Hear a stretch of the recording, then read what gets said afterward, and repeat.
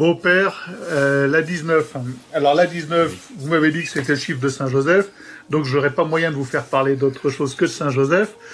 Ça tombe bien, parce qu'il y a beaucoup de choses à dire sur Saint-Joseph. Et voilà. Bah, moi, je voulais vous dire aussi, avant que vous commenciez, que c'est un saint que je découvre depuis peu de temps, en ayant commencé sur le tard, c'est-à-dire il y a peu de temps aussi, à découvrir la Vous n'êtes profondeur. pas chrétien depuis très longtemps? Bah, peu importe, on comprend pas tout forcément du premier coup, quoi. On a beau vous dire les choses, voilà, moi je commence à découvrir, à avoir une notion, une vague idée de l'Immaculée Conception et de ce que ça implique dans ma vie.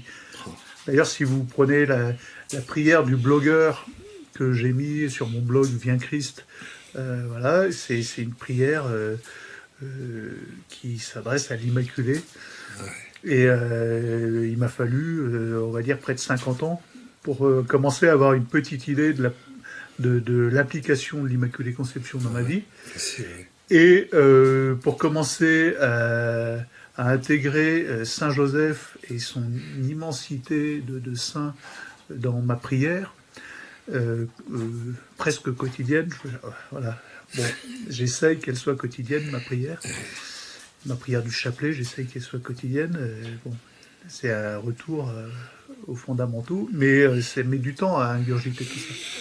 Voilà, donc... Le passage du chapelet, par exemple, de dévotion au chapelet surnaturel, théologal, de contemplation. Bah ça y est, voilà, déjà je comprends plus rien. Ah ben, tu peux dire le chapelet comme on récite un mantra, ce qui est d'ailleurs très beau sur le plan sacré, c'est purifiant, sur le plan religieux, c'est une prière à Dieu, en Dieu, pour Dieu et avec Marie. Alors, on va placer une dévotion, je salue Marie pleine de grâce. Bon. Mais à un moment donné, Saint Jean de la Croix, enfin l'Église, nous dit, il faut passer de la prière de dévotion à la prière contemplative. Hein, c'est pour ça qu'on dit contemplation des mystères du rosaire. Contemplation des mystères, donc une manière contemplative, c'est-à-dire à travers la lumière surnaturelle de la foi qui pénètre à l'intérieur du mystère en pour regarder ce que ce mystère, comment il se réalise divinement, pas comment il se réalise historiquement. Moi je vous dis, sur le coup, je suis dans le mantra. Quand je dis mon chapelet, non mais c'est vrai que quand je dis mon chapelet, je ne me réfère pas forcément au mystère, j'entoure ma maison, en fait, ma ferme. Non, mais votre retour au chapelet, ce que je veux dire par là, il y a un retour au chapelet, parce qu'il est toujours pareil, il y a les 7 mystères, il y a les 7 demeures du chapelet. Hein, pareil. Donc, il y a un chapelet qui purifie, c'est première demeure, il y a un chapelet qui me rend généreux, deuxième mystère, il y a un chapelet qui me remplit d'amour, bon. Ah oui, mais on vit les grâces après coup. On dit le chapelet, et à force de dire le chapelet, on s'attire les grâces. C'est à chaque fois des manières différentes de célébrer, de pénétrer dans les mystères du chapelet, dans la présence vivante du cœur de Marie, quoi.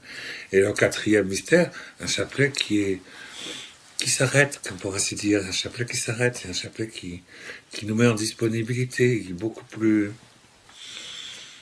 Il y a un moment où le chapelet s'arrête. Hein, et puis la 5e, alors, ça va être complètement, mais en même temps, s'il reprend, on sent qu'il faut qu'il reprenne, parce qu'il faut que le chapelet dure.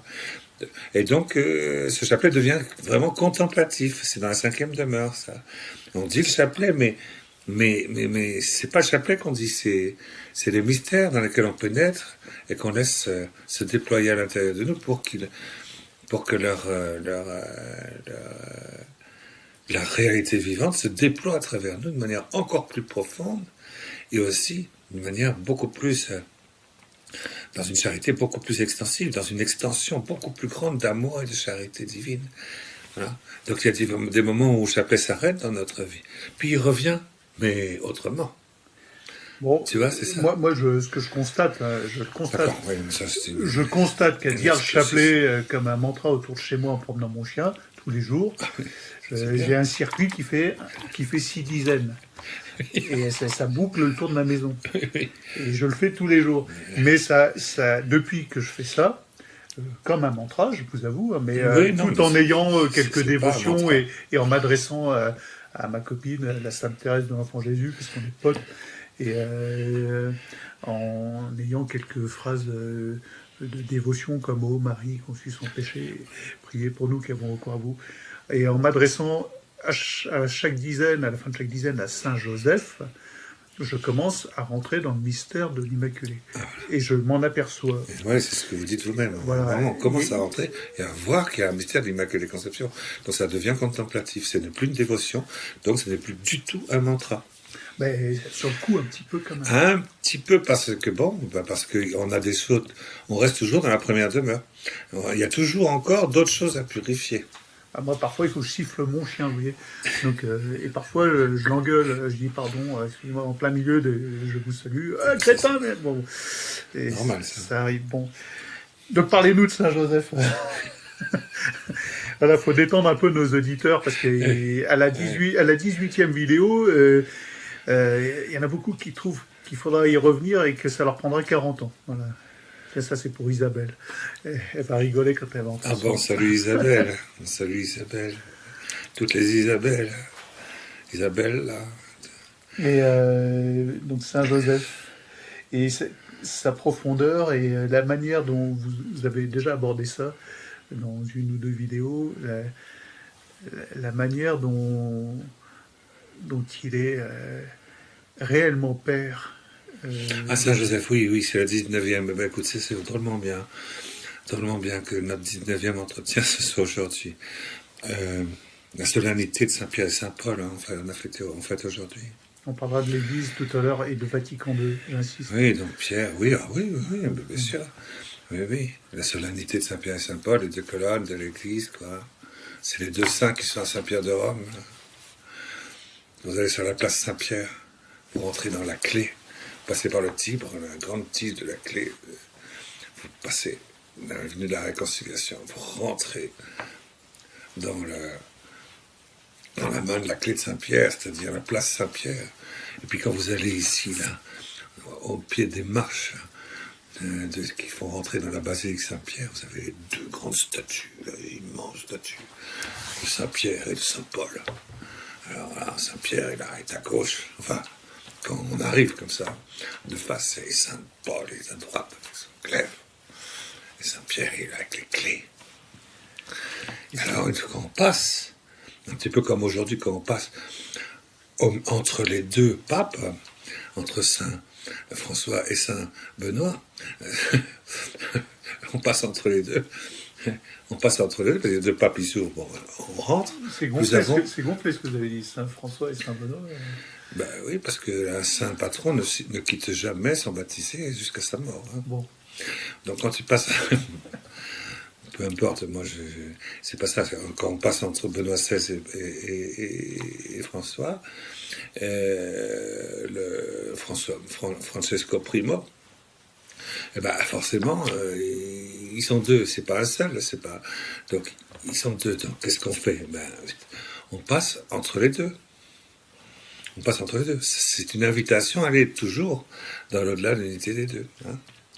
Donc on passe entre les deux, c'est-à-dire on prend ce qu'il y a dans l'un, ce qu'il y a dans l'un et ce qu'il y a dans l'autre, et ce qu'il nous donne pour rentrer dans la grâce qui les dépasse tous les deux, mais qui vient de l'unité des deux. C'est tout. Et du coup on rentre... mystérieux tout ça.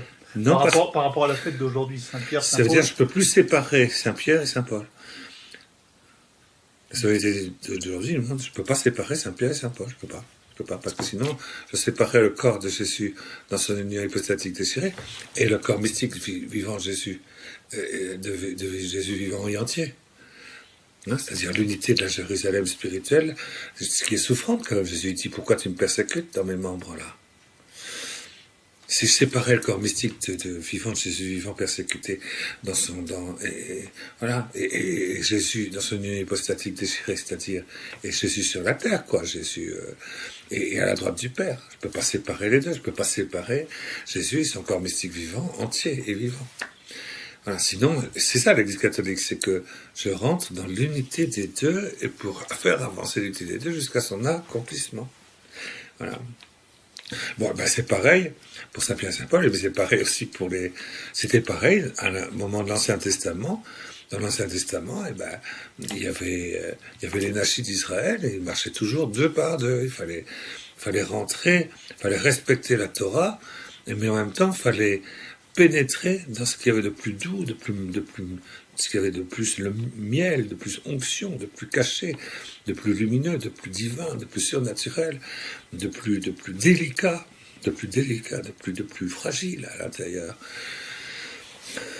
de la présence messianique. Il fallait être hiléliste et chamaïste. Il fallait pas être que chamaïste, parce que si tu étais que chamaïste, chamaï, et bien à ce moment-là, tu prenais ta mitrailleuse et puis tu tirais sur tous ceux qui n'étaient pas chamaïstes. Comme aujourd'hui, il y a nos amis là, qui sont. Alors, tu deviens anti. Voilà. Ah non, moi je suis Saint-Pierre, donc je tire sur Saint-Paul. Voilà. Ah non, moi désolé, moi je suis Saint-Paul, donc je tire sur Saint-Pierre. Alors, il faut pas mal de munitions parce que c'est comme ils sont invincibles. Dieu leur a donné l'infaillibilité. Tu peux toujours tirer. Tu vas finir par t'énerver. À force de t'énerver, tu vas être aveuglé. À force d'être aveuglé, qu'est-ce qui va se passer? Tu vas te mettre en colère. Du coup, tu verras le contraire de ce qui est la vérité. Du coup, tu vas dire, ça, c'est pas l'Esprit Saint. Cet esprit-là qui anime ce mec-là, c'est Belzéboul. Donc, tu vas dire que l'Esprit Saint, c'est Belzéboul. Et puis, petit à petit, tu vas te mettre dans la gueule de l'Antéchrist.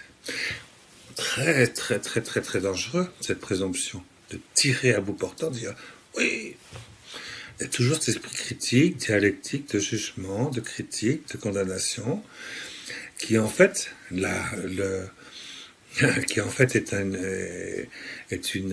l'aveu, un aveu, c'est un aveu que tu n'es pas contemplatif, que tu n'es pas surnaturel, que tu n'es pas catholique, parce que quand tu es catholique, est-ce qu'on voit l'Immaculée Conception dire, c'est pas moi. Là, je vais me faire des amis sur mon blog. Est-ce que tu vois l'Immaculée Conception dire à Lourdes, je vous annonce qu'à partir de maintenant, le pape est hérétique? C'est impensable. On n'entend que ça. Moi, j'ai été membre, j'ai payé ma cotisation à Civitas parce que je trouvais que c'était les seuls qui bougeaient un petit peu. C'est une. Oui, ils vont la manif pour tous, ils sont bien pour ça. C'est eux qui ont été à l'origine des premières manifestations. Et eux, ils ont quand même une défense de la tradition catholique. On ne construit pas l'Église sur le cède contrat. Oui, mais je suis contre parce que.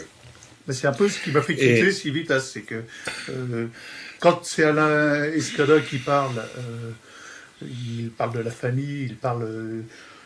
Ce matin encore sur RTL, il parlait de la République et de la démocratie, en disant, et en affirmant, comme moi, d'ailleurs je l'affirme fort, je ne suis ni démocrate ni républicain, je suis du Christ. Et je déteste la République, je la vomis pour ce qu'elle est aujourd'hui, pas pour ce qu'elle... je suis d'accord pour rendre à César qui est à César, voilà. Et donc je ne paye plus ma cotisation parce que dans toutes leurs réunions... il n'y a pas une réunion où on ne va pas vomir sur François. Sur le pape. Voilà, sur le pape. Avant, c'était sur Jean-Paul II, après, ça a été sur Jean-Paul II. Là, Jean-Paul II, c'est diabolique. Pourquoi la preuve? Assise, regardez, il avait assise. Donc, c'est vraiment l'antichrist, c'est lui, quoi. C'est lui, c'est l'antichrist, c'est là. Alors, après, on va dire, à l'époque de Paul VI, les mêmes disaient, Paul VI, qu'est-ce qu'il fait? Il fallait voir ce qu'il disait sur Paul VI. Sur le pape Paul VI, maintenant, c'est celui qui a été... Vatican II, quand même. Et... C'est parce que Vatican II, à la base, c'est Satan. Quoi. Pour eux, il n'y a rien de bon dans Vatican II. Ça a détruit tout, ça a tout détruit. Tous mes chemises étaient pour eux. Non, mais ça, on avait déjà parlé de ça. Mais ils ont une dialectique qui peut séduire. Quand tu rentres dans un esprit dialectique, tu rentres dans une spiritualité, dans une foi d'opposition. Alors, c'est pas eux les seuls qui sont rentrés dans une foi d'opposition dialectique. Les marxistes, par exemple, les catholiques qui sont devenus marxistes, communistes, on a connu ça, la théologie communiste, catholique. On a connu ça, ça a quand même complètement infesté, je dis bien infesté, pendant 30 ans environ. Là, on voit beaucoup l'inverse, des marxistes qui redeviennent catholiques. Il y a l'écrivain qui est mort. C'était des catholiques qui sont devenus, qui ont embrassé complètement l'idéologie marxiste, c'est-à-dire une idéologie matérialiste, dialectique, athée. Il l'a embrassé complètement, mais il dit je reste catholique. Hein? Donc si mon âme embrasse une idéologie athée, dialectique, marxiste, matérialiste, ils sont rentrés forcément dans un système à l'intérieur de l'Église catholique d'opposition, enfin de condamnation. Et ça a donné tous les excès. Ça a donné de la théologie de libération. Je me rappelle, moi, lorsque j'étais en Afrique, en 1971, 12, 13, je ne me rappelle plus, et qu'il y avait ces millions d'enfants qui mouraient de faim. Moi, je suis arrivé sur ces terres sablonneuses, là, il y avait des montagnes de 30 mètres de hauteur d'ossements de gens qui étaient morts. 30 mètres de hauteur. Et tu allais là, il fallait faire quelque chose. Moi, je me rappelle que j'ai été voir le pauvre missionnaire qui était là. Pas un seul chrétien dans tout ce pays. Enfin, peut-être il y en avait 300 à 800 kilomètres de là, au fond de l'autre côté de la frontière du pays. Il était tous les là, le père Héria, je me rappelle. Moi, je me suis mis avec lui. Moi, j'avais la messe et j'étais content. Et on a commencé à essayer d'aider les gens à ne pas mourir de faim. On a réclamé quoi? Pas grand-chose. On y a mis tout notre cœur. On y a essayé de faire venir tous ceux qui pouvaient nous y aider. On a quand même sauvé, en l'espace de 2 ans, on a sauvé, c'était des musulmans, hein, tous ces victimes. On a sauvé 200 000 musulmans de la mort. 200 000. On n'était que 2. Moi j'avais 20 ans. Et pendant ce temps-là, j'avais des copains qui étaient marxistes, catholiques, de la théologie de la mer. Marxistes disaient non, on ne doit pas donner comme ça, parce que c'est du paternalisme. Enfin, ce n'est pas catholique, on ne les construit pas, on ne les aide pas à rentrer dans un climat de lutte pour faire de la plus-value, etc. Et donc, il ne faut pas faire ça. Et donc, tout l'argent qu'ils recevaient, parce que tout le monde savait qu'il y avait la famine, tout l'argent qu'ils recevaient, ils servaient à partir au Nicaragua. Ils ont payé des millions de dollars pour armer au Nicaragua la lutte marxiste, communiste. Et voilà. Et puis, on a subi ça. Ça, c'est une manière dialectique d'assimiler la foi catholique et de donner toutes les énergies de la foi catholique à un combat qui est dialectique. Mais du coup, on ne voit plus que ça, et du coup, on ne voit plus Dieu, on ne voit plus le Dieu vivant, on ne voit plus le Dieu vivant, on ne voit plus Jésus. À l'intérieur de Jésus, le Dieu vivant, on ne voit plus du tout le ciel. On va dire, qu'est-ce que c'est que ça? Ça, c'est pas juste. Et bien, de la même manière. On n'a pas le droit d'être troublé par, par des vidéos du pape François qui médite, alors, de l'autre côté, par des discours un peu mondialistes. Ok, de l'autre côté, on voit d'autres formes de dialectique que celle-là qui s'est avérée grossière quand même, parce qu'elle a fait quand même des centaines de millions finalement de martyrs, d'innocents, en Sibérie et compagnie. Bon.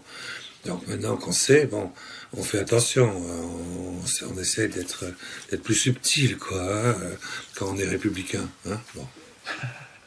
C'est un peu plus subtil, un petit peu plus maçonnico, planqué, hein, d'accord, bon. Anonyme pseudo, bon. Bon, mais il y a d'autres formes. Dès que c'est dialectique, alors il y a une forme humaine, terrestre, dialectique, finalement, matérialiste, de vivre sa foi, et qui fait qu'on regarde aussi par le dessous, par ce dessous dialectique, et on se rentre en confrontation avec l'autre partie qui est pas du tout comme nous. Et donc on va lutter contre ça et donc on va prendre et on va devenir on peut avoir une vision comme ça dialectique, et on va critiquer, on va toujours voir dans ce que fait le pape, le Saint-Père et l'Église, ou ce qu'elle a toujours fait historiquement. On va toujours regarder l'aspect temporel, l'aspect historique, l'aspect matériel, l'aspect visible, l'aspect périphérique, l'aspect extérieur.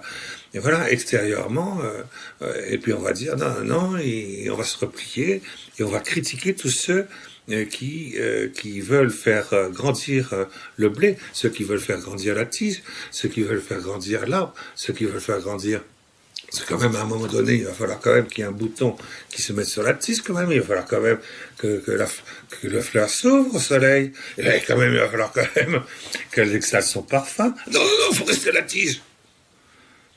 De toujours. Ah ben oui, d'accord, mais l'église, c'est pas ça. L'église, elle doit rentrer dans le soleil. Et c'est le soleil qui attire l'église et la fait avancer. C'est pas du tout un pape ou un Borgia. C'est ça qui a fait avancer l'église. C'est le soleil de Dieu, c'est le soleil du Saint-Esprit. Donc si je vois pas ça, je m'accroche à la tige, là, en disant, restez, surtout ne pousse pas, surtout n'avance pas, surtout n'intériorise pas, surtout ne deviens pas théologal, surtout ne rentre pas dans la miséricorde, à créer de Dieu, à l'intérieur de toi-même, surtout ne rentre pas. Oui, mais pourtant, bon, et du coup, je vais avoir une vision dialectique des choses. Il faut faire attention à ça. Parce que ça, voilà, donc ça, c'est quand même une tentation. Hein, c'est une tentation, c'est une très grosse tentation pour les paresseux, en fait. Le sein du nouvel Israël de Dieu, la royauté la royauté monarchique, si je puis dire, surnaturelle, théologale, du nouvel Israël de Dieu au milieu des nations. Donc notre vocation intègre de toujours et à jamais. Il faut tout de suite rajouter de toujours et à jamais, bon, parce que, eh bien, elle est forcément transformante, transformée. Si je refuse la transformation et du coup je critique la transformation, c'est comme si je tronçonnais l'Église. Je n'ai pas le droit de tronçonner l'Église. Le Saint-Père est là pour veiller à ce que l'Église s'épanouisse et aille jusqu'aux noces de l'agneau, et elle aille jusqu'à la miséricorde, jusqu'à l'Immaculée Conception, jusqu'à l'Assomption, jusqu'à Saint-Joseph. Jusqu'à sa propre disparition aussi. Parce que quand on... Jusqu'à sa propre disparition, à l'intérieur des noces de l'agneau. Ce qui alimente tous ces gens-là qui montrent du doigt François sur Paris Match, etc., c'est aussi un peu des prophéties comme la Salette, des choses comme ça. Ça met de l'eau à leur moulin. Dans la Salette, il est clairement dit que l'Église sera éclipsée. Donc il y aura à sa tête le serpent. Ah non. L'Église sera éclipsée. Un petit peu comme la nature humaine du Christ va s'éclipser. Il va rester silencieux sur la croix à un moment donné. Et voilà, il va y avoir ce samedi saint où le Christ, ses apôtres sont dispersés et éclipsés. On les voit plus, quoi. On les voit plus. Ils sont là. Ils sont là, puisque c'est à ce moment-là que le feu incréé sort du tombeau du Christ et embrasse le cœur immaculé de Marie, elle lui-même complètement transverbérée. 19 heures après la mort du Christ. C'est à ce moment-là que le feu incréé sort. L'holocauste brûlant qui brûle la transverbération de Marie. On dirait, bon, ça c'est quand même très très important. Et c'est ça qui a fait de Marie la mère de l'Église. Voilà ce qu'a dit le Concile Vatican II. Le Concile Vatican II, c'est énorme. C'est au moment où l'Église est en train de s'éclipser, elle donne la fécondité de Jésus crucifié et de Marie qui fait disparaître sa transverbération elle-même dans l'au-delà de l'unité des deux, à l'intérieur de l'obombration du Père, pour que la supervenue du Saint-Esprit fasse de sa maternité une maternité sur le corps, l'âme, l'esprit et la grâce sanctifiante de tous les êtres humains jusqu'à la fin du monde. Et ça, c'est ce qu'a proclamé le Concile Vatican II, quand même. Et du coup, comme le Concile Vatican II l'a proclamé, du coup, on pouvait sortir les constitutions dogmatiques de Lumen Gentium et la constitution dogmatique Dei Verbum. Et c'est la première fois que, du coup, l'Église a pu, dans un concile, donner une constitution dogmatique entière, totale, synthétique.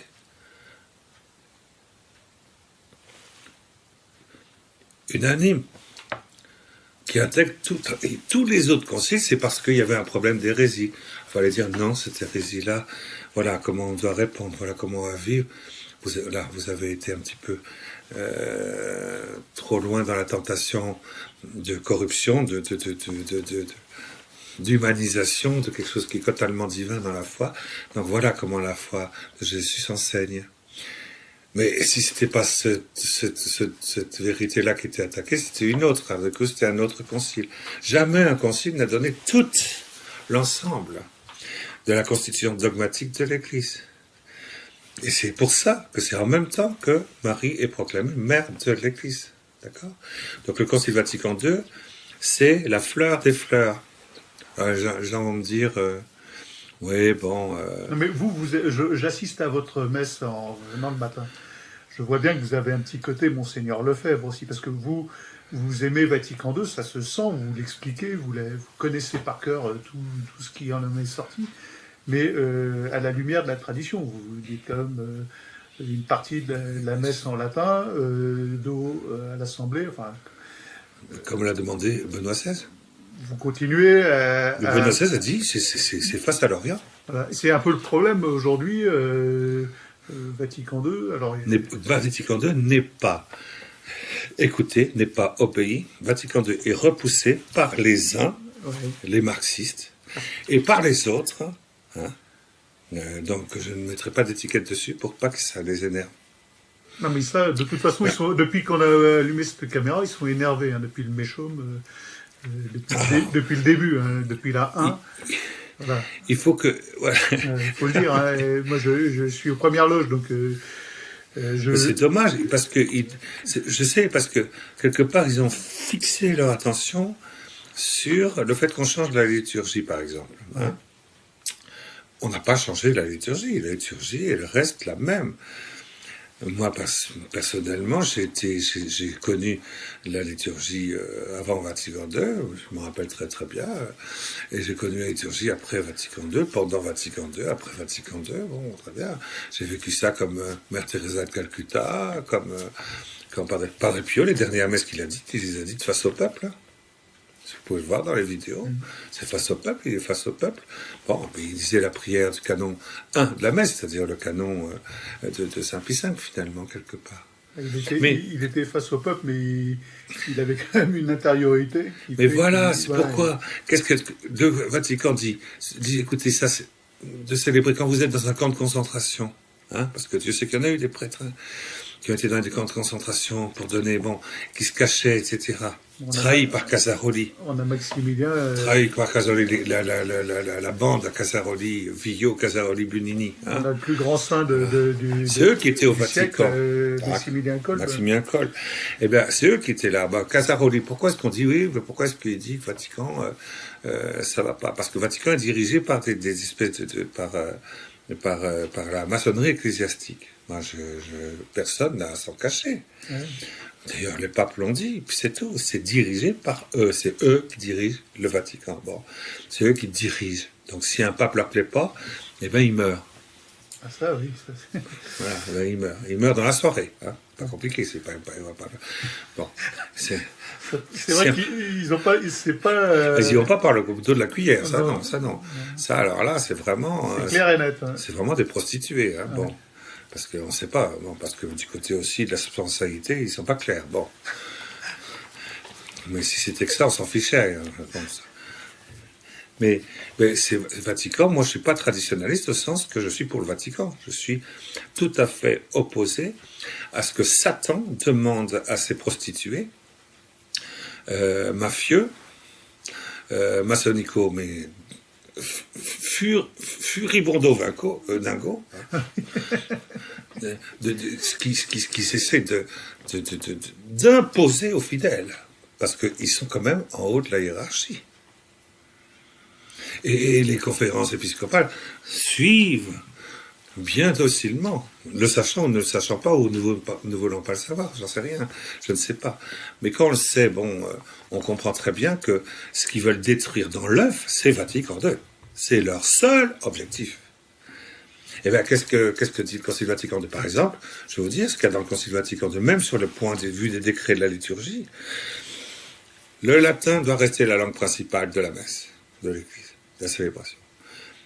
Jamais marqué, ils ont quand même aussi décidé que jamais la communion devait...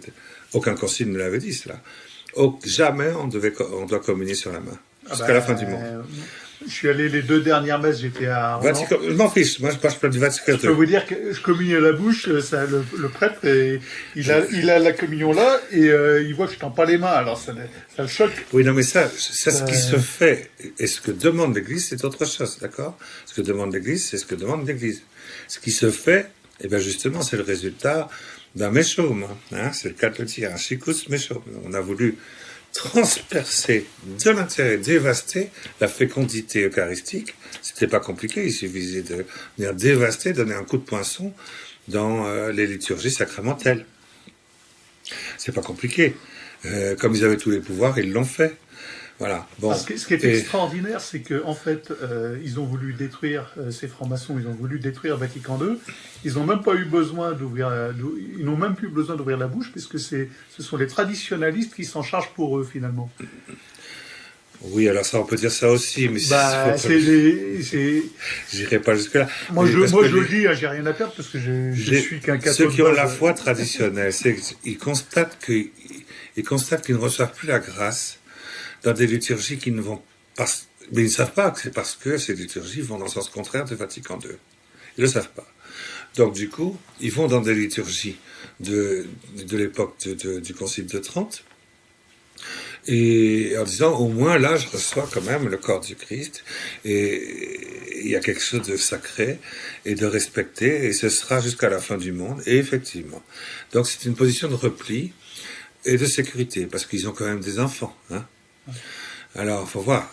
Alors, bon, ils ont besoin que leur enfant soit instruit dans une foi qui soit parfaite, enfin, alors, qui soit parfaitement formée. Nickel. Moi, j'écoute, je suis abonné à Mediapresse Info. Moi, quand je donne le catéchisme, je donne le catéchisme de Saint-Pie X, et je donne en plus le catéchisme de Vatican II. Je fais toujours en 2 tiers, 1 tiers, 2 tiers catéchisme de Saint-Pie X.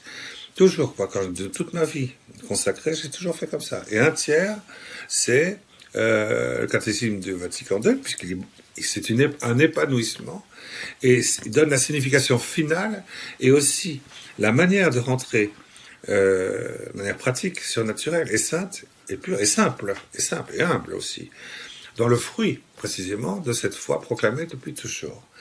Voilà. Et donc, les missions invisibles des personnes divines, de la très sainte Trinité de notre âme. Enfin, voilà, l'Immaculée Conception, ça n'est pas dans le catéchisme de Saint-Pie X. L'Immaculée Conception. L'infaillibilité, c'est pas dans le catéchisme de Saint-Pie X. Tout ça, c'est les 3 blancheurs, c'est pas dans le catéchisme de Saint-Pie X. L'Apocalypse de Saint Jean n'est pas dans le catéchisme de Saint-Pie X. La mise en place du corps spirituel venu d'en haut depuis l'Assomption de Marie n'est pas dans le catéchisme de Saint-Pie X. Et je rajoute, bien sûr, des choses qui sont en un germe dans le Concile Vatican II, même s'ils n'y sont pas explicites. Il y a Saint Joseph. Ah, Saint Joseph. Oh. C'est notre papa à nous, ça. C'est le patron. Il y a pas eu, je crois qu'il n'y a pas eu de pape qui, depuis 1000 ans, quelque chose comme ça, et fait un pontificat sans faire une encyclique à Saint Joseph. Et Joseph Ratzinger, il aurait pu garder son nom, d'ailleurs, il aurait pu rester Joseph. Oui, mais par respect par Saint Joseph, aucun ne s'est appelé Joseph Ier, par exemple. Ouais. Par respect, parce que Joseph, voilà, il y a les nations d'Israël depuis Moïse, il y a eu Saint Joseph, le roi, et avec Jésus prêtre, et du coup, il a fait l'intermédiaire, et il a été le médiateur qui a permis le pontificat de la paternité au fond du Saint-Père. La paternité sainte de Jésus sur la terre, elle est portée par Saint Joseph, et lui, il fait la médiation, et il fait l'unité entre l'ancien, l'actuel et le nouveau. Et du coup, si on va dans l'unité des 3, on a les 3 visages du grand monarque, on a les 3 visages de la grande royauté, de toute la vocation du peuple d'Israël, du véritable Israël, du peuple de l'Israël accompli. Voilà, les 3 Israël sont un seul, c'est une seule tige. C'est une seule fleur, c'est un seul fruit. Alors, dès qu'on rentre en dialectique, on est obligé de couper les 3 et de les mettre... Mais tu fais un meurtre à ce moment-là. Je crois que je vous ai parlé de ça, au moment du Concile Vatican II, en 62. Il y a un article de la Pravda là, qui était là, qui est sorti en disant « Nous avons infiltré l'Église suffisamment nettement pour faire qu'à l'après ce concile, on puisse engendrer à l'intérieur de tous les catholiques un mouvement intérieur irrépressible et incontournable de dialectique, où ils vont s'affronter dialectiquement les uns les autres, comme on doit affronter, parce que ça c'est le moteur de la révolution. C'est le moteur de la révolution marxiste, et on va faire donc de l'Église catholique un moteur de la révolution marxiste en les faisant s'affronter les uns aux autres. Donc, moi, je me mets à la place d'un traditionnaliste, quoi. Si je prends la mesure de ce que je fais quand j'ai des critiques comme ça, haineuses, mais terriblement haineuses souvent, hein, de jugement, et que j'ai un comportement dialectique, quoi. Marx, finalement, eh bien, il faut que je comprenne que là, j'ai un comportement qui obéit à la Pravda. Ouais. Eh bien, il faut faire très attention. Il faut au moins, en tout cas, sentir qu'il faut beaucoup d'amour, beaucoup de paix, beaucoup de joie, beaucoup de patience. C'est clair. Mais dans mon blog, par exemple, je ne sais pas si vous avez vu la première page, à la fin, je dis que je n'entrerai en aucun cas dans une dialectique de confrontation moderniste traditionnaliste, en aucun cas, parce que je ne sais pas pourquoi, moi, parce que je ressens les choses, mais je ne suis pas assez pointu pour expliquer pourquoi, mais je sens que dans cette dialectique-là, il y a une perte colossale d'énergie. Colossale de temps. D'énergie spirituelle. À cause de ça, on a perdu beaucoup de temps depuis 1965. Donc, on a perdu un temps fou. Regardez, hein, ça fait quand même presque 50 ans, quoi. Et quand je dis presque, ça fait tout à fait 50 ans. Ça fait 50 ans qu'on n'est pas encore rentré dans l'application et l'obéissance au Saint-Esprit dans l'ensemble des conciles, en une seule chair, quoi. Eh bien, c'est dommage. C'est à cause de cette...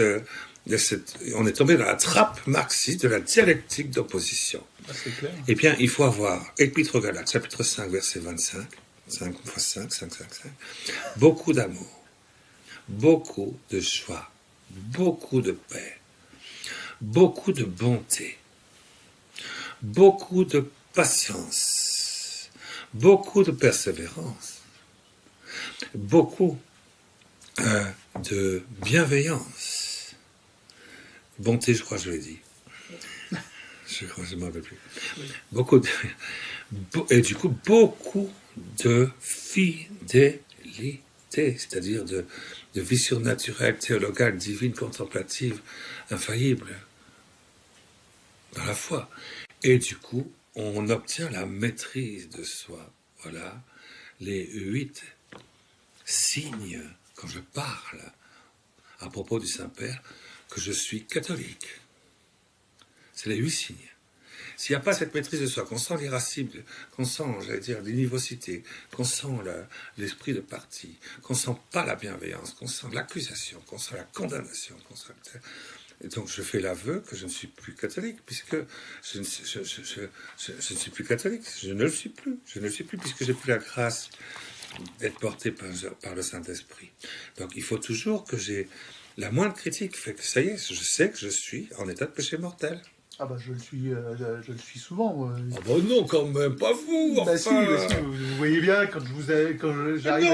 Regardez telle vidéo du pape, elle est nulle, c'est une bouse, j'ai des mots forts là-dessus. Et le fait est que cinématographiquement c'est à chier. Excusez-moi, hein, c'est nul. Ça, ouais. Et puis c'est consternant. Et puis ça prête le flanc à la critique. Alors en plus, je sais pas, moi, ce pape-là, il est incroyable, ce pape. Moi, je voulais parler j'aurais bien voulu qu'on s'entretienne de Saint-Joseph aujourd'hui, mais on va le faire. De toute façon, on ne quittera pas tant qu'on n'a pas dit un petit mot sur Saint-Joseph.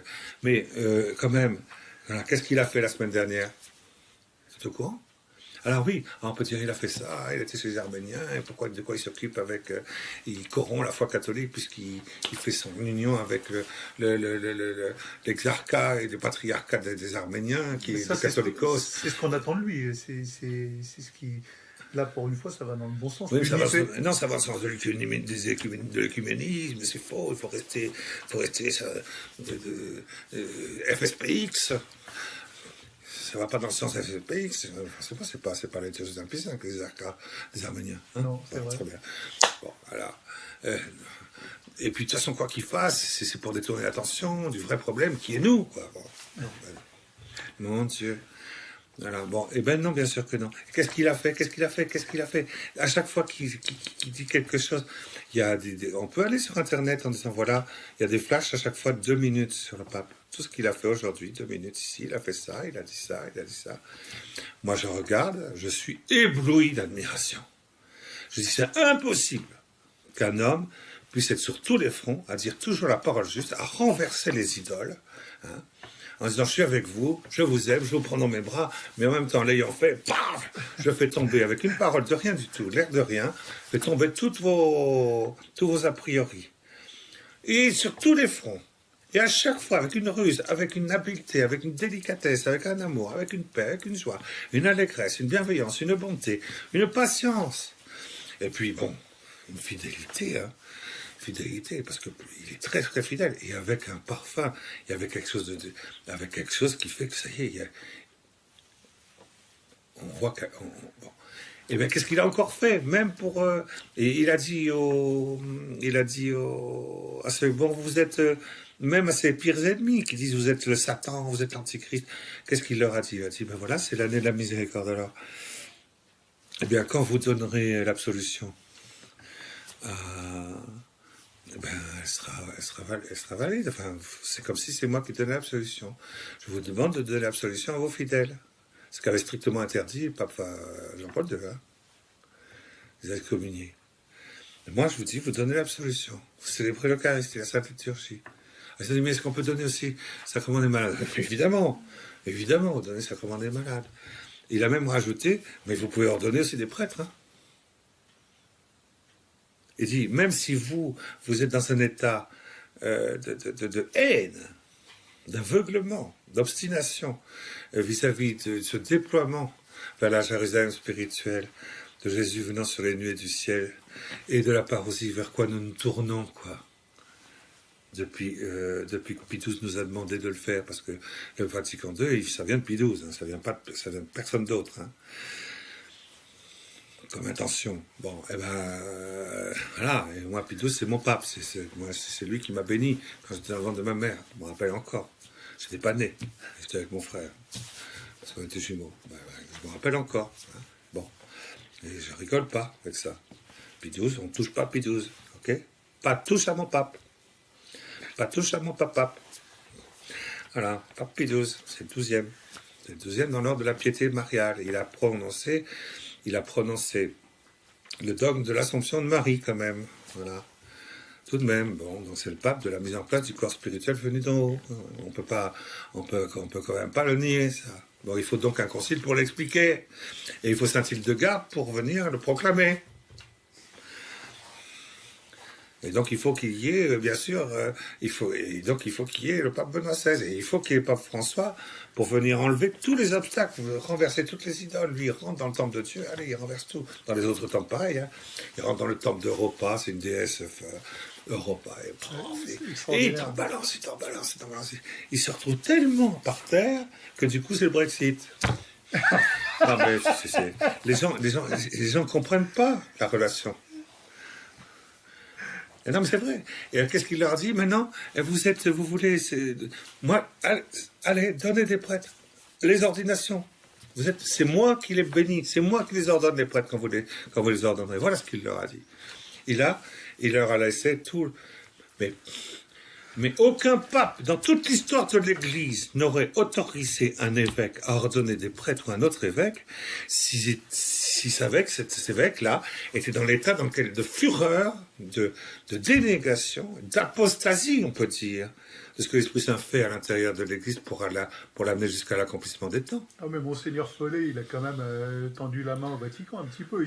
Ça a créé une session dans la... Non, mais le pape, il s'en fiche de ça, c'est pas le problème. C'est pas ça le problème. Donner des prêtres, donner l'absolution, ce qui compte, c'est le fruit qui doit en sortir. Donc, c'est pas un problème pour moi.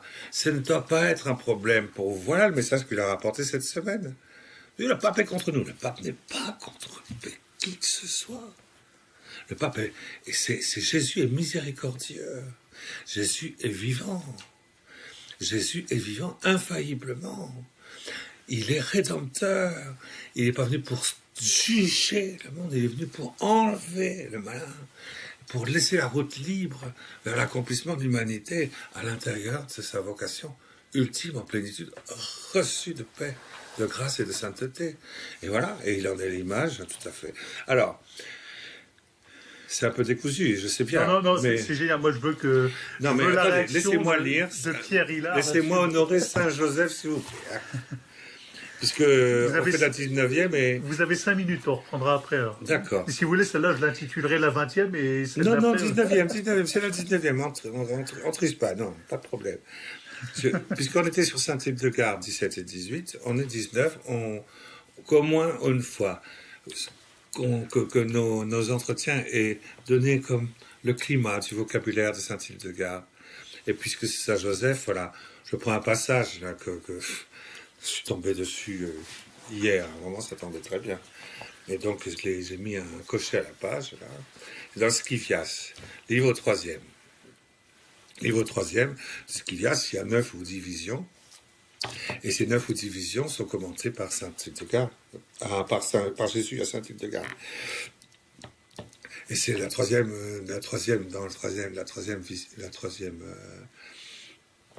chapitre du livre des visions. Elle voit, Jésus lui montre le temple. C'est très intéressant le temple, puisque pour nous, c'est dans le temple qu'à la fin, effectivement, tout se décompose. Enfin, les traits enflammés essaient de rentrer, de dévaster le temple chrétien. C'est tout à fait propre à l'Apocalypse. C'est l'Apocalypse de Saint-Hildegarde. Donc, il y a dans ce temple des murs, il y a des colonnes, il y a des fêtes, il y a des remparts, il y a des trucs comme ça. Et bon, à un moment donné, donc, elle montre, et je veux bien le faire ça, parce que elle montre qu'il y a des colonnes. Et la colonne à l'intérieur de l'Église, la première colonne à l'intérieur de l'Église, c'est l'Immaculée Conception. Pour Saint-Hildegarde, l'Immaculée Conception, c'est la colonne de l'Église. Elle ne connaît pas l'Immaculée Conception quelque part, puisque l'Immaculée Conception, c'est 1854.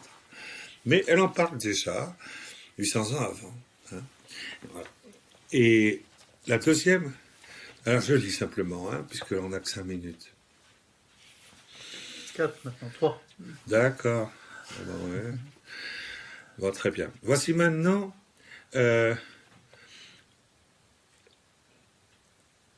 Dans cette colonne, depuis le haut jusqu'en bas, il y avait une échelle où toutes les qualités de Dieu descendaient et montaient chargées de pierres, allant à leur ouvrage avec un zèle qui montrait l'intention de le parfaire, de le transformer. Et j'entendis le jeune homme éclatant qui siégeait sur le trône. Oh, que c'est beau ça, merci pour ce roi. Dire, voilà les courageux ouvriers du Seigneur, mais entre ces qualités divines en elles-mêmes, j'en remarquai 7 dont je considérais la forme et le costume. Toutes, comme les qualités dont il parlait plus haut, qui viennent directement de Dieu en lui-même, avaient des vêtements de soie. La soie, c'est fabriqué avec le verre qui devient un papillon. Donc c'est pas... La soie signifie la 5e demeure de l'union transformante, hein, évidemment. Et toutes... Ah non, mais il faut lire l'Apocalypse, il faut lire les textes avec le langage de l'Église, évidemment. Hein. Et toutes elles avaient leur tête ornée de cheveux blancs. Ça veut dire que la contemplation est parfaitement pure. Et elles s'avançaient sans manteau, excepté la première, c'est-à-dire même sans les sacrements. Et forcément, Marie, Joseph, n'avaient pas les sacrements. La seconde avait des cheveux noirs, et la troisième ne paraissait pas avoir forme humaine. Et la troisième, en fait, c'est pas forme humaine, parce que c'est la doctrine infaillible des apôtres. La première, la troisième et la 5e étaient revêtues de tuniques blanches, ça veut dire, elles étaient toutes dans la grâce sanctifiante, surnaturelle de Jésus crucifié. Toutes avaient des souliers blancs, excepté la troisième, qui n'avait pas forme humaine, comme nous l'avons dit. Voici maintenant en quoi elle différait. La première image portait une couronne d'or sur sa tête, surmontée de 3 rameaux.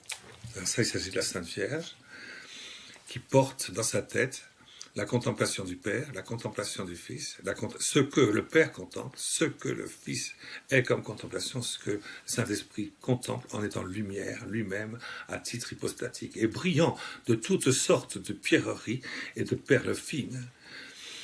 Ah oui, ça rayonne sur la matière de l'ensemble de l'univers et de tout ce que produit la terre, les perles fines dans le vivant.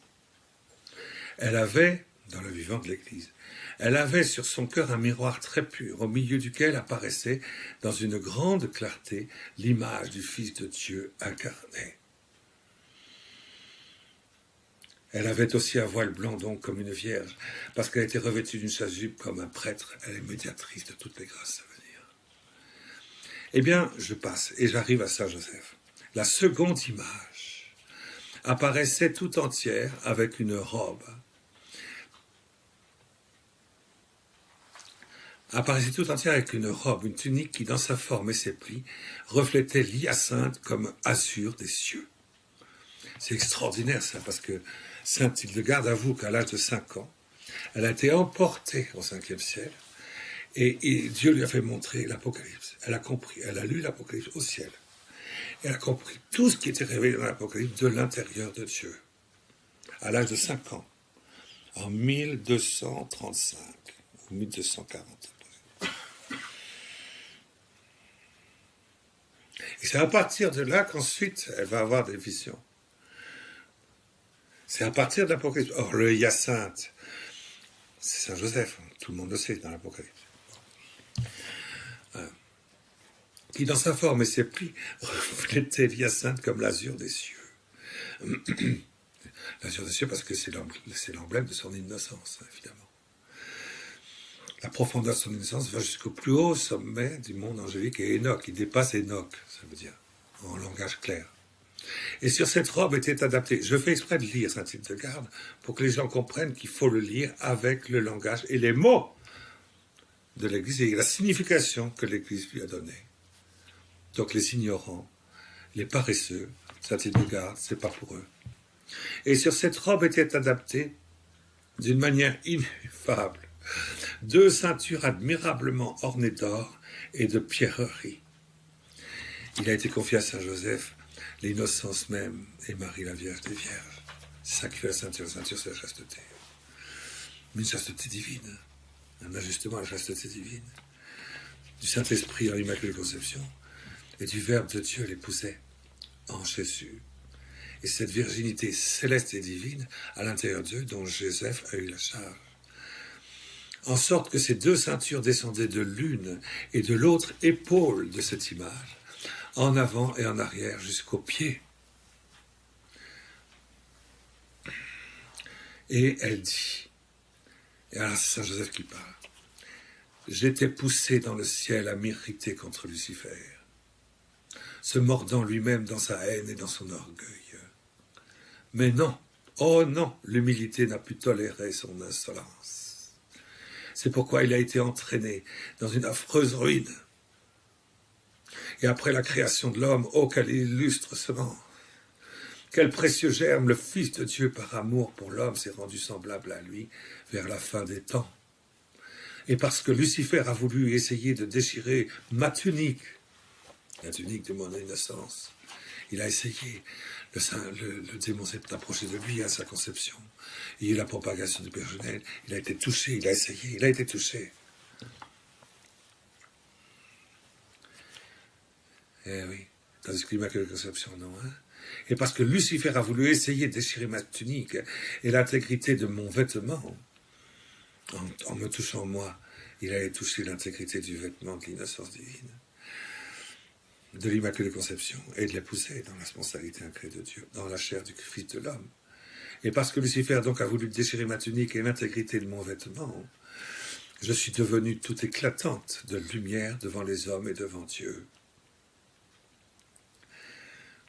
Or maintenant, je suis devenue l'image éclatante, toute éclatante de lumière devant les hommes et devant Dieu. Or maintenant, les aveugles, les morts, les impudiques et les courtisanes traitent l'infâme ma conduite en apparence incertaine. Ah ben Joseph, il a Saint Joseph, il a dit à Marie, elle est enceinte, qu'est-ce qu'elle a fait avec quelqu'un d'autre que moi? Voilà comment les chamaïstes regardent.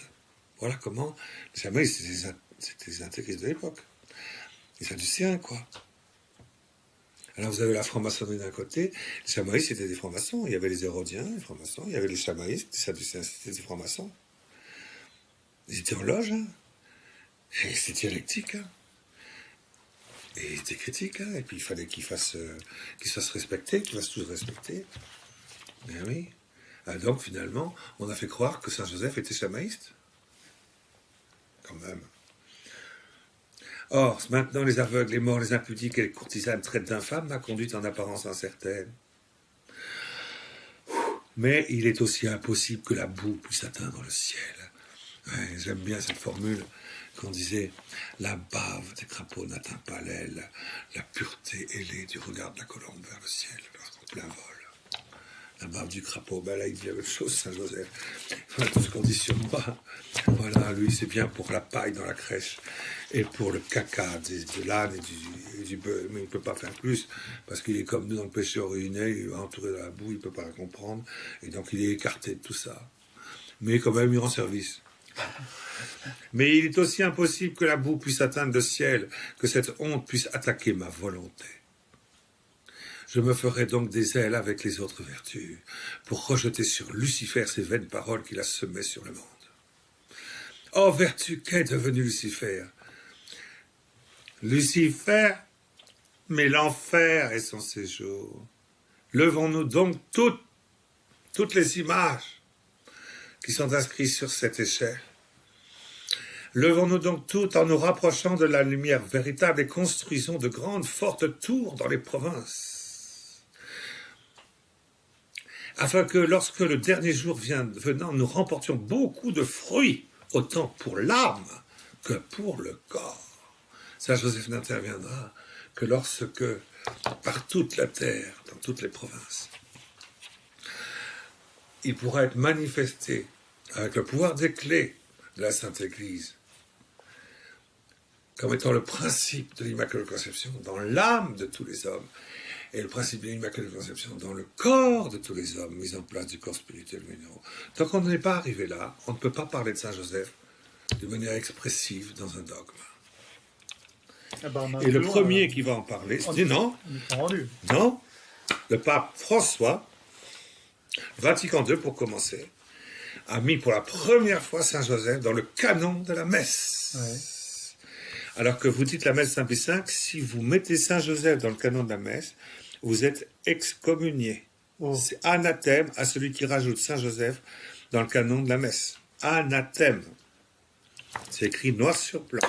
Et vous ne verrez jamais quelqu'un qui est FCBX mettre Saint Joseph dans le canon de la messe. Sinon, il est excommunié par sa propre liturgie, par Saint Pie V lui-même, usque ad terminationem mundi. Jusqu'à la fin du monde. Donc on ne doit pas toucher à la messe Saint-Pie V. Eh bien on la garde, la messe Saint-Pie V, parce qu'on a besoin de la tige, parce qu'on a besoin de la sève qui monte de la tradition et qui monte jusqu'à la fleur. On gardera donc la messe de Saint-Pie V, on la gardera. Et le pape François dit on la gardera, c'est ma messe moi ça. C'est la vôtre, c'est la mienne, c'est pas la vôtre, c'est la mienne. C'est celle de Saint-Pie, c'est celle de Saint-Benoît XVI, c'est celle de Benoît XVI, puisque maintenant on peut canoniser tout le monde. Il n'y a pas de problème. Et on va canoniser tout le monde. Moi, je canonise tout le monde, je suis bienveillant, pas de problème. On va canoniser Monseigneur Lefebvre, mais il n'y a pas de problème pour canoniser Monseigneur Lefebvre. Il est très gentil, très gentil ce petit garçon. Bon, cet évêque, ce pontife, bon, très bien, peu importe. C'est un saint homme.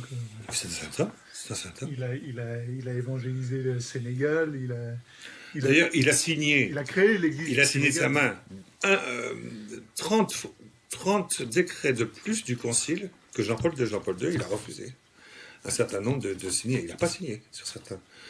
Monseigneur Lefebvre, oui, il a signé plus de trucs dans le concile comme évêque que Carole Wojtyla a été évêque. Il ne faut pas l'oublier ça. Donc, tant qu'il était dans le concile, il n'a vu. Alors, il a vu que dalle, quoi. Pendant le concile, il a vu que dalle. Pas du tout, c'était quelqu'un qui était parfaitement éclairé, il savait que tout ce qui est dans le concile était parfaitement conforme, il a signé.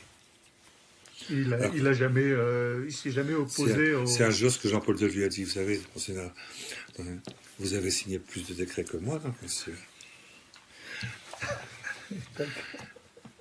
En vertu, alors, je me ferai donc des ailes des autres vertus. Alors, ça c'est très très fort, c'est ce qu'elle dit là. Hein. Lorsque le dernier jour viendra, nous remporterons beaucoup de fruits. Le dernier jour, c'est l'Apocalypse du 5e sceau.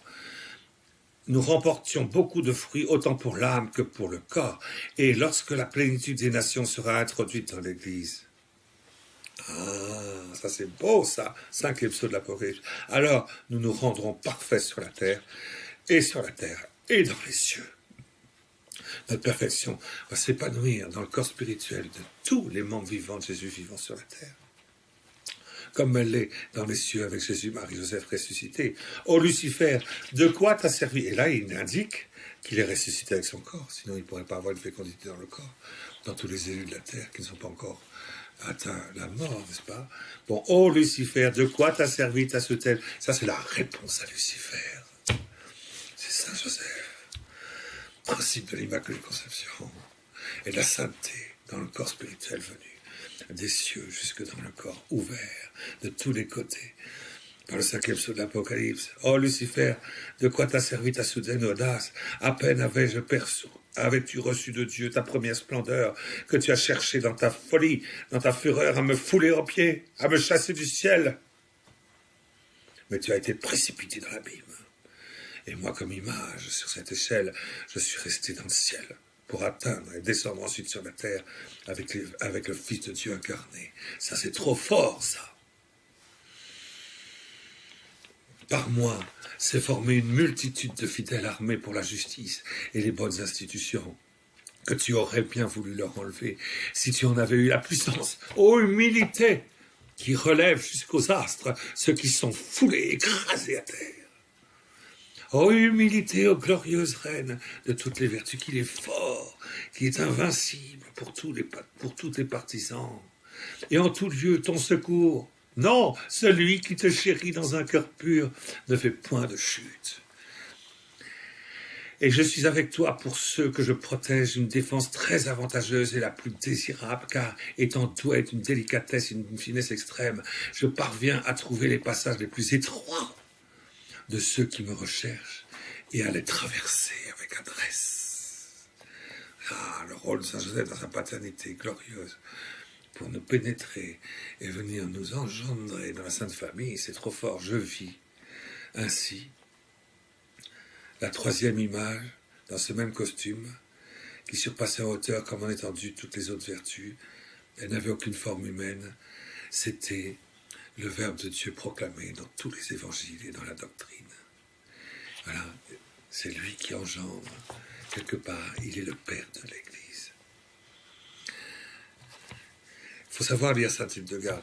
Je fais exprès de lire des passages. Il faudrait lire quelques passages pour faire comprendre. Montrez la couverture du livre. Oh, ben ça, il faut prendre ça, c'est dans Kivias. Hein. Mais ça, c'est un livre qui est pas mal, qui est aux éditions Hachette, les révélations de Saint-Hildegarde de Kivias.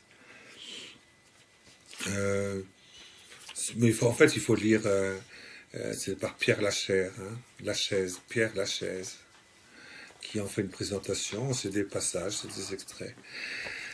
Et Saint-Hildegarde se lit. Et puis on va se rendre compte au bout d'un certain temps que, mais j'ai pas compris un centième de ce qui a été dit dans l'Apocalypse de Saint-Hildegarde, un peu comme la première fois qu'on lit l'Apocalypse de Saint-Jean. Et voir la 10e. Alors je le relis, puis je lis l'Apocalypse de Saint-Jean, puis je relis, et puis surtout si je connais bien les manières dont... Il n'y a que Pierre Jovanovic qui a tout compris à l'Apocalypse, qui nous explique. Bon, eh bien très bien. Je l'aime beaucoup, et avec beaucoup de bienveillance aussi, et de patience. Je rigole. Bon, d'accord. Alors, très bien. Mais voilà, donc Saint Joseph, c'est quand même quelque chose qui va être manifesté, comme il le dit lui-même, à la fin des temps. Parce que dans son origine, le diable a essayé d'atteindre et de dévaster sa tunique, de dévaster son manteau, c'est-à-dire son sacrement. Parce qu'aussitôt qu'il y a le péché originel, aussitôt il a pris le sacrement de la rédemption du Seigneur. Aussitôt, il a pris le nard comme sacrement. C'est qu'il donne à son manteau cet aspect d'ailleurs de d'hyacinthe, hein, comme on le voit dans le livre de l'Apocalypse de Saint Jean. Et du coup, son manteau n'a pas été atteint, c'est-à-dire il a été immédiatement revêtu du sacrement et donc du fruit de tous les sacrements, parce que il s'est tourné librement dans le sens de la réparation, de la rédemption, de la paternité de Dieu, en voyant en lui le manteau, comme Élie a donné son manteau à Élisée le prophète, et pour qu'il soit revêtu de la rédemption, de l'union hypostatique désirée de Jésus. Et c'était lucide, c'est Saint Joseph, 9 mois avant sa naissance. Lucide, libre, avec un amour qui n'a cessé de grandir. C'est comme ça qu'il a pu, du coup, recevoir dans l'unité sponsale avec Marie de quoi faire en sorte que l'Immaculée Conception puisse être donnée comme colonne principale de l'Église.